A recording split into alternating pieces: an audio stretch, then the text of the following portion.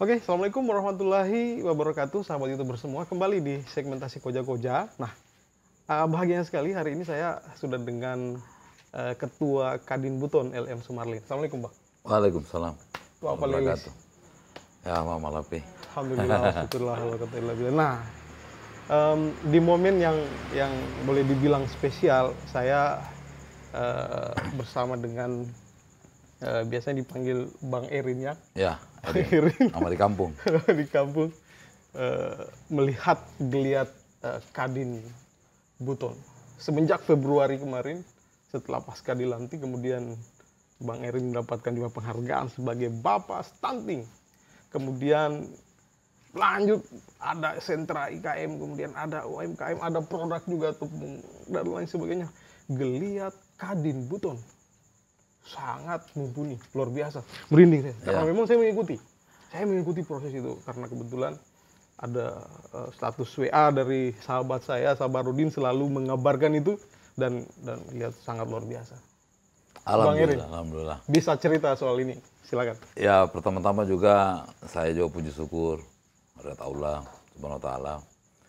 Ya, karena segala sesuatunya itu kan intinya bagaimana kita ikhlas dalam bekerja. Alhamdulillah juga saya ya terpilih menjadi Ketua Kadin Buton, tidak butuh waktu lama untuk merubah. Jadi tujuan Kadin itu sendiri kan sebenarnya bagaimana kita menyatukan hati itu dan ibaratnya meningkatkan ekonomi khususnya di Kabupaten Buton. Jadi saya sendiri pribadi berbekal dari mungkin pengalaman dari dunia kerja, pengalaman menjadi seorang pengusaha, sehingga menurut saya tidak susah kalau saya berbuat minimal saatnya lah saya kembali mengabdi buat tanah kelahiran, tanah yang dibilang tanah keramat. Tanah Barakati. Jadi, ya, tanah Barakati. Jadi saya berpikir bahwa Kadin Buton ini memang harus menjadi hal yang baru lah, yang inovatif. Sehingga saya mengumpulkan teman-teman yang sevisi dengan saya. Sehingga alhamdulillah semua gerakan kita, semua program-program kerja kita tidak butuh waktu lama, bisa diterima masyarakat dan memang berpengaruh dengan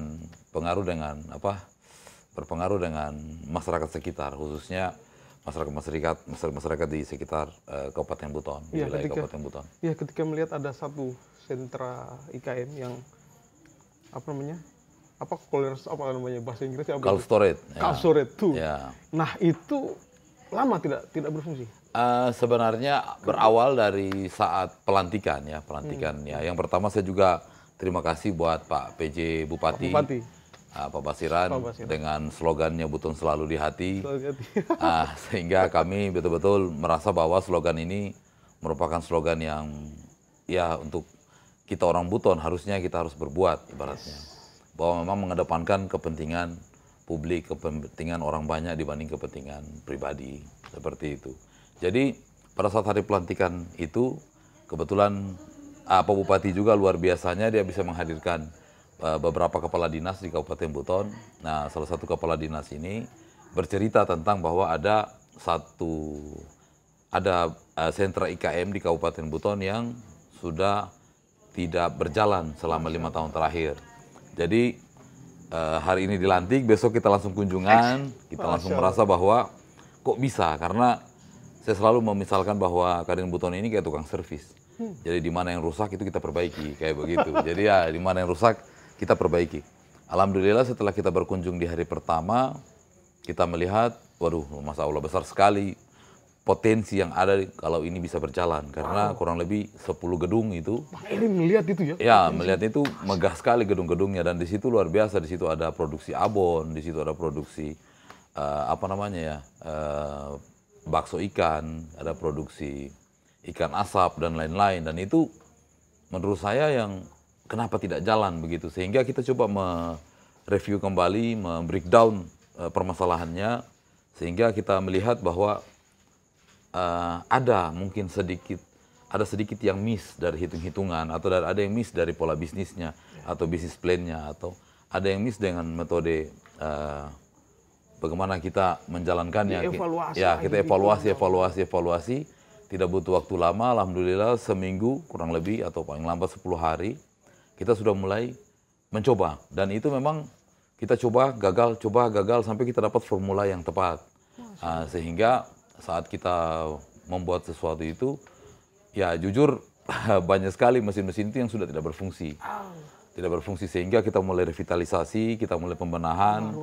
Ya, bahkan sendiri dari Kadin Sulu kita melakukan pengadaan dan alhamdulillah ini non APBD. Jadi ini semua anggaran yang berasal dari kami, dari Kadin. Jadi seperti itu. Luar biasa, keren. Nah, jadi yang kedua, setelah kita mencoba proses pembuatan abon tadi, kita mulai lihat dari sisi range HPP harga. Ternyata harga kita itu masih kategori yang termahal.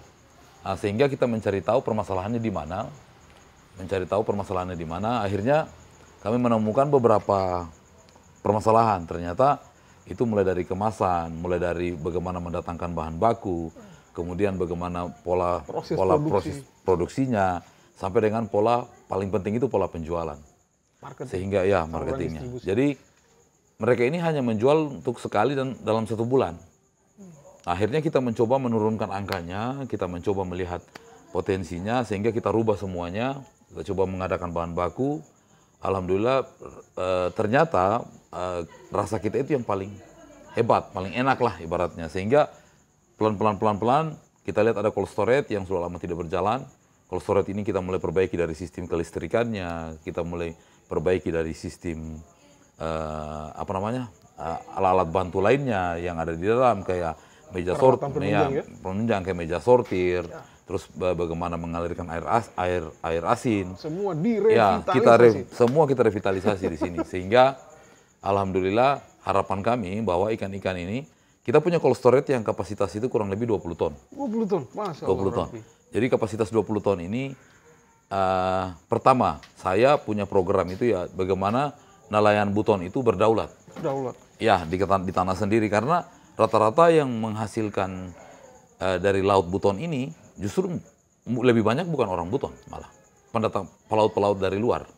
Nah itulah yang kita coba rubah bahwa bagaimana ikan-ikan ini yang masuk ini kita mengutamakan yaitu kapal-kapal yang di bawah 5 GT sehingga nelayan-nelayan kecil ini mereka tidak perlu lagi ada alasan dari pabrik yang bilang bahwa wah kami tidak ada tempat lagi, bahwa barangmu sedikit sehingga dapat harga yang lebih murah karena mereka tidak paham tentang harga. Nah, dengan adanya sentra IKM kita perbaiki cold storage ini, maka nelayan-nelayan kecil itu kita menjadikan dia prioritas.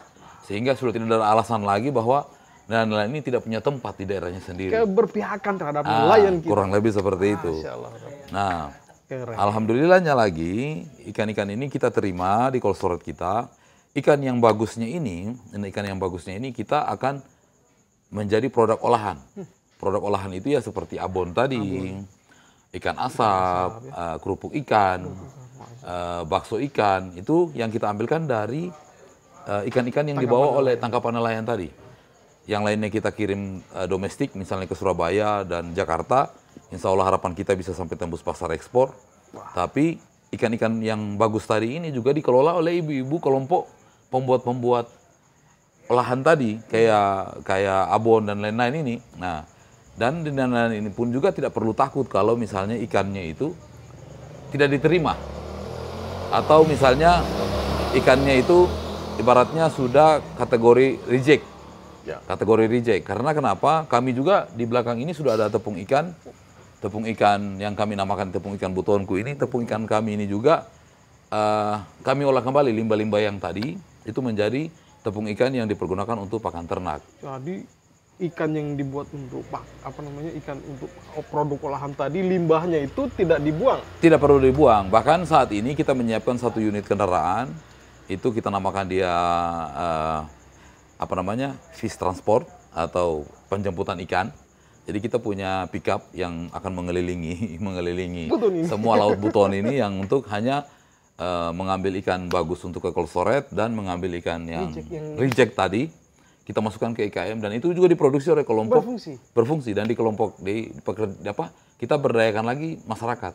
Jadi ibu-ibu di sana, perempuan-perempuan di sana, pemberdayaan perempuan di sana, itu sekarang mereka juga punya kerjaan yang tiap harinya. Dan alhamdulillah ternyata tepung ikan kita ini setelah kita masukkan ke lab di Unhalu, di lab perikanan dan kelautan, ternyata kita yang tertinggi dari sisi hasil lab. Hasil olahan tadi itu yang ikan rejeki tadi, buangan sampah-sampahnya tadi dalam petik sampah-sampahnya tadi itu diolah menjadi tepung Ya, ikan yang berkualitas yang setelah berkualitas. dicoba Ya, dan kemudian ini sudah diproduksi oleh kami. ya, dan sudah diproduksi. Alhamdulillah kita saat ini bahkan sudah punya kadar protein itu yang di atas 50%. Sehingga pada saat dia mencampur dengan jagung, dedak, dan lain-lain, dia tidak perlu takut dan tidak perlu banyak. Bahwa tepung ikan kita ini murni dari ikan-ikan hasil buangan, hasil reject.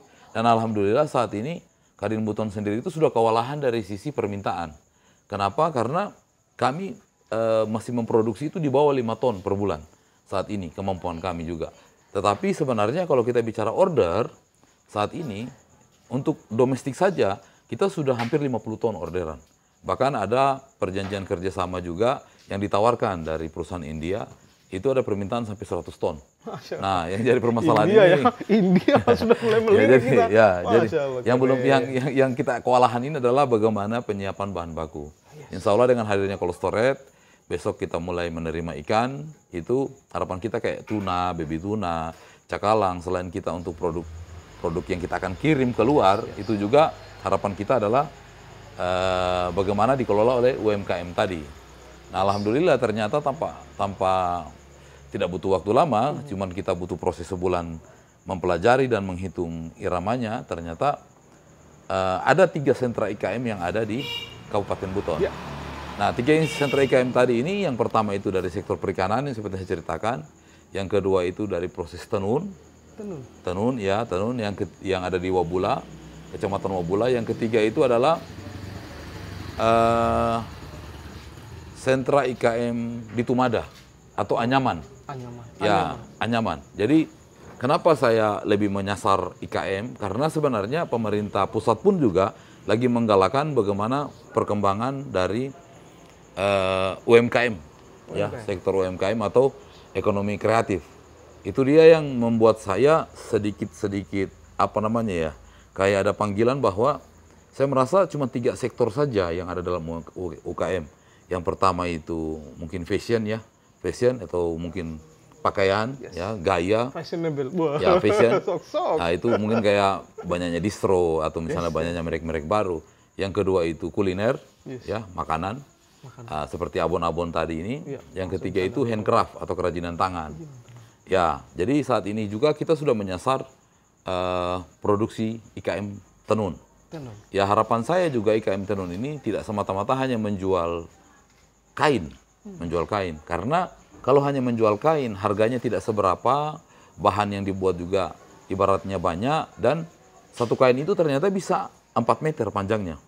Kenapa kita tidak? Kita punya mesin, kita punya alumni-alumni SMK di Kabupaten Buton yang bisa menjahit.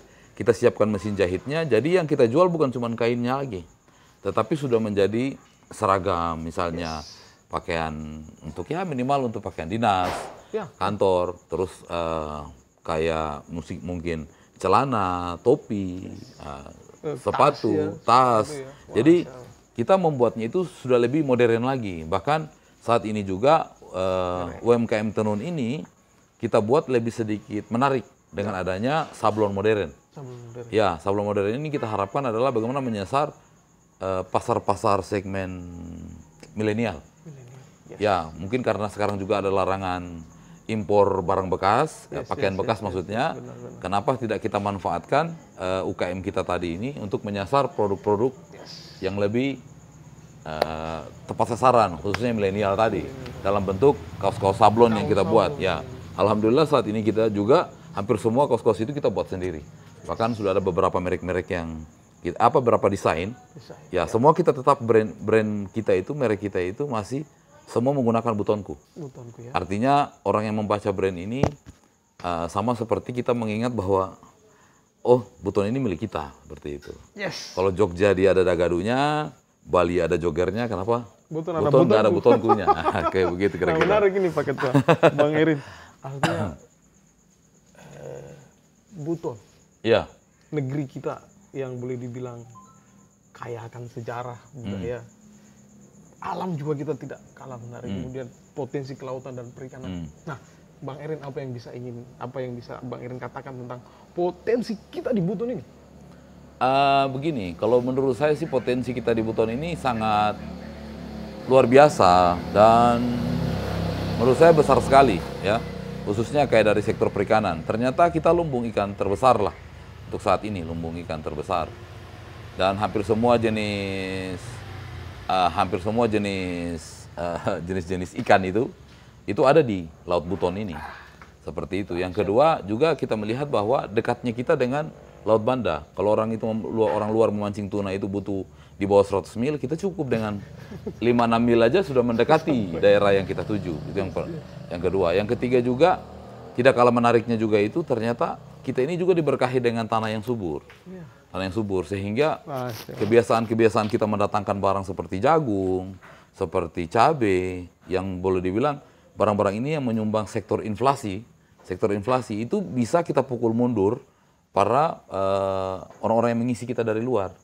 Jadi orang-orang dari luar itu nggak perlu lagi jual barangnya ke kita yang bisa ya membuat inflasi daerah kita, tapi bagaimana kita memperkuat dari dalam sehingga tumbuhnya ini bisa bahkan bisa menyuplai satu kepulauan Buton ini atau Cape Town ini seperti itu. Potensinya bisa ya? Sangat besar sekali. Kita punya kopi Kaungkeongkea, kita punya jeruk lasembangi, kita punya salak lasalimu sana, terus kita punya boleh dibilang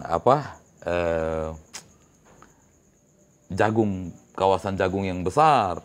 Sehingga menurut saya kalau ini diolah dengan baik, bahkan kita kasih metode. Ketakutan para petani juga dan nelayan ini takutnya bahwa apa yang mereka kerjakan ini tidak terbeli. Nah, harapan kami dengan hadirnya Kadin ini adalah bagaimana mencetak para pengusaha-pengusaha lokal. Pengusaha-pengusaha lokal ini punya tempat, punya wadah, punya wilayah, punya daerah yang berdaulat juga, sehingga kenapa harus pengusaha dari luar? Kenapa harus pengusaha-pengusaha yang datang itu bukan kita ibaratnya. Sekarang kita sudah punya wadah Kadin.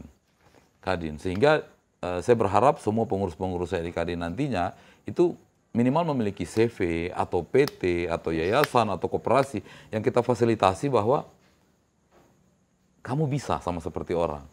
Tidak susah untuk menjadi seperti orang.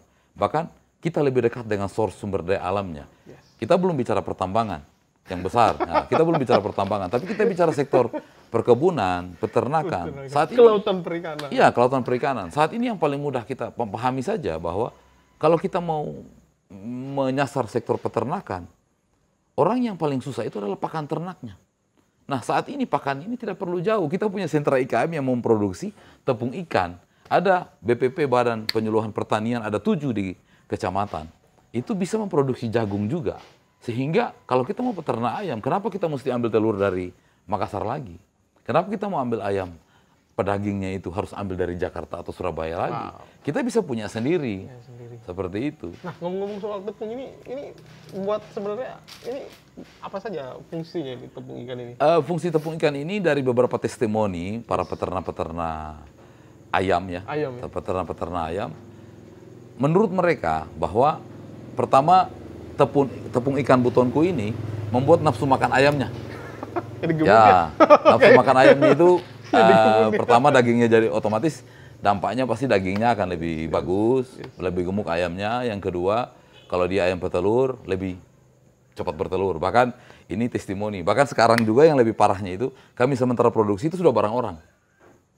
Jadi kita masih memproduksi itu sudah barang orang. Bahkan ya dan itu juga yang bikin kita agak sedikit panik. Kenapa? Karena saat ini kondisi cuaca juga pada saat kita penjemuran itu masih mengandalkan manual. Nah, kedepannya kita akan coba mendatangkan mesin oven besar sehingga cuaca di segala cuaca itu ikan-ikan yang tadi sudah kita olah itu ya proses kita menjemurnya tadi lebih cepat sehingga kita bisa supply order tadi. Nah, ini saya tadi kan sahabat itu bersama tadi saya sebelum syuting ini kan saya sudah diskusi dengan beliau ya paling 5 atau 10 menit. Harus selama 20 menit ini. 20 menit lebih. Ini artinya saya senang bisa koja-koja. Terima kasih banyak waktunya Pak Ketua karena menurut informasi besok itu beliau akan ke Wabula lagi kemudian mau ke Kendari lagi kalau tidak salah. Ya. Muter-muter terus. Saya mungkin karena ini amanah ya. Namanya amanah itu kan kita harus jalankan. Dan mudah-mudahan juga apa yang saya kerjakan ini juga bisa menjadi proyek pilot perubahan ekonomi di Buton. Perubahan ekonomi. Ya, perubahan ekonomi di Buton. Itu yang kita pengen pelan-pelan mengedukasi para ini bahwa jangan takut. Kita punya wilayah yang kuat, kita punya tanah yang subur, kita punya laut yang punya ikan paling banyak, melimpah. Tapi ya dengan hadirnya Kadin ini, mari kita menjadikan ini sinergi. Mari menjadikan ini menjadi bagian dari proyek besar kebangkitan. Ada setitik harapan. Ada pepatah yang bilang itu bahwa segalanya boleh hilang asal jangan kehilangan harapan. Nah, harapan ini ada satu titik dari Kadin Buton. Mungkin ini seperti janji-janji para sultan-sultan terdahulu, para raja-raja terdahulu, bahwa ya daerah ini adalah daerah yang saya percaya bahwa ini daerah yang keramat ya, yang dimana leluhur-leluhur kita itu sudah membangunnya dengan mungkin darah, mungkin dengan tenaga, mungkin dengan pikiran, sehingga menjadikan dulu Buton itu dikenal di masa kejayaan kesultanannya seperti itu. Nah, janji-janji tadi itu adalah selama kita berbuat tidak untuk menjual daerah ini, tidak untuk mengambil manfaat untuk diri pribadi, saya pikir ya ada kata-kata orang-orang tua dulu bahwa apa yang kau cari ada di tanah Buton ini. Apa yang kau rencanakan pasti bisa terjadi di tanah Buton ini. Selama satu, ya keikhlasan tadi. Jangan upaya yang kita buat tadi itu hanya untuk kepentingan pribadi atau hanya untuk ya kasarnya jangan kita gadai lah daerah ini seperti itu. Ko sabara, ko emani, Ya. Masya Allah Rabbila. Nah, yang menarik juga ini ketika saya melihat kondisi perekonomian kita di Buton ini, melihat aspal yang begitu sampai hari ini entah seperti apa, harapannya kita mudah-mudahan bisa segera baik. Nah, Pak Ketua, kita singgung soal aspal, bagaimana ya? Aspal Buton ini kan boleh dibilang mungkin ya di atas 70% mungkin ya. Ada pasokan dunia, ibaratnya itu ada di tanah Buton ini ya. Nah, tinggal peruntukan ini kan sebenarnya yang kita lawan ini adalah aspal minyak. Di mana aspal minyak ini kan punya para pemain-pemain besar, bahkan kartel-kartel besar dari luar negeri ibaratnya. Jadi bagaimana caranya aspal Buton ini juga bisa punya tempat? Ya sebenarnya ya kita juga harus mencintai dulu aspal Buton ini. Minimal untuk generasi-generasi muda, untuk generasi-generasi atau penerus-penerusnya ini paham ini aspal dari mana asalnya dan sebenarnya tujuannya mau dijual kemana dan buat apa, seperti itu. Menurut saya orang bicara tentang aspal Buton itu cuma kata aspal Butonnya, tapi tidak paham tentang aspal Butonnya, seperti itu. Sehingga yang perlu kembali lagi kita proses edukasi. Kita pahami dulu aspal Buton itu, kita mencintai karena aspal Buton itu sendiri itu menurut saya kita yang menjadi pembelinya. Menjadi pembelinya. Kalau kita bandingkan dengan aspal minyak yang 1:10 ya, kalau misalnya aspal minyak itu 10 juta per ton, mungkin aspal Buton 1 juta per ton, ya kan alangkah sayang kalau misalnya aspal Buton yang melimpah, bahkan menurut para geologi, barang ini diambil, tumbuh lagi, ya minimal bagaimana caranya kita mencari teknologi, bagaimana caranya kita, minimal begini, bagaimana kita menanamkan nilai trust dalam aspal Buton, sehingga bukan cuma orang Buton yang percaya menggunakan aspal Buton, tapi orang-orang di luar itu percaya bahwa aspal Buton itu selain bisa menghemat anggaran, harganya lebih murah, kualitasnya bagus, dan metodenya itu betul-betul metode-metode yang dipakai itu tidak, ya kasarnya gini, jangan sampai ada mungkin wisatawan atau pelancong, wah ini kota dengan penghasil aspal terbesar di dunia, tapi jalanannya rusak. Nah itu, selalunya itu. Karena kita tidak menanamkan trust di dalam aspal Buton. Sehingga bukan orang lain yang mencemooh aspal Buton, tapi ternyata terkadang orang Buton sendiri mencemooh daerahnya sendiri. Kita harus bangga punya aspal Buton, kita harus bangga kita berada di tanah Buton yang notabene adalah pulau penghasil aspal terbesar di dunia. Ya, The betul. one and only. Ya, betul. Nah, ini sangat luar biasa nih Pak Ketua. Saya ingin akhiri segmentasi Kodoja ini, karena memang sudah sekitar 25 menit ini. Nah Bang, saya ingin dengar apa yang ingin Abang sampaikan terhadap seluruh masyarakat kita di Kesultanan Buton, di Jazirah Kepulauan Buton ini, untuk seluruhnya melihat potensi kita yang melimpah, perkebunan, pertanian, kemudian perikanan, kelautan, pariwisatanya indah-indahnya. Apa yang ingin Bang Irin sampaikan di sini? Mungkin bisa dilihat di baju saya juga ini. Baju saya ini kan ajakan ayo investasi. Ayo investasi. Ya, ayo investasi. Jadi bagaimana kita mengajak orang-orang dari luar itu berinvestasi di Tanah Buton. Tetapi yang paling terpenting bahwa misalnya orang Buton itu kan selalu mengutamakan adab daripada ilmunya. Adab dulu baru ilmunya. Artinya bahwa para investor yang masuk tadi, orang-orang yang mau menanamkan uang ke sini, orang yang mencari ke sini, itu harus mengikuti pola kearifan lokal kita. Yang kedua, bagaimana kita bisa berpikir bahwa investasi mereka itu aman. Mereka itu nyaman datang ke sini. Bukan mereka datang di sini, uangnya hilang. Sehingga nilai trust tadi sudah hampir hilang sama sekali. Jadi kita orang Buton itu adalah bagaimana mengedepankan adab dulu. Adab itu bahwa kita takut mau mencuri, takut mau mengambil hak orang, takut menipu orang, sehingga orang yang masuk di sini itu merasa dirinya bahwa dia sama rumah sendiri dan mereka merasa aman berinvestasi. Makanya di baju Kadin itu kita buatnya ayo berinvestasi. Ayo berinvestasi. Khususnya di semua kepulauan Buton. Iya. Nah, menarik sekali ini. Saya bilang terima kasih banyak ini. Sama-sama. Bang Irin waktunya karena melihat kesibukan di sela-sela move dari Kendari bau-bau ke Buton bau-bau Kendari lagi move terus. Saya pikir saya berdoa. Terima kasih. Sehat selalu. Alhamdulillah. Tetap semangat Bang dan baik sahabat YouTuber semua. Itu adalah satu closing dari Bang Irin yang mari kita kedepankan adab timbang ilmu kita, karena ada juga leluhur kita pernah bilang ya tapo angka taka, tapo mama siaka, tapo mama ya, tapo piara-piara, tapo pia-piara. Nah, itu adalah pesan leluhur kita untuk kita jaga, untuk kita pelihara, untuk kita cintai, kita banggakan, kita kasih trust di sana. Itu dulu mungkin dari saya. Ya, terima kasih. Terima kasih Bang Irin. Sama-sama. Tetap like, komen, dan subscribe di sini. Terima kasih sudah menyaksikan ini. Saya doakan kalian semua bahagia sama seperti kita hari ini, sama seperti hari ini bahagia. Billahi taufiq wal hidayah. Assalamualaikum warahmatullahi wabarakatuh. Waalaikumsalam warahmatullahi wabarakatuh. Alhamdulillah.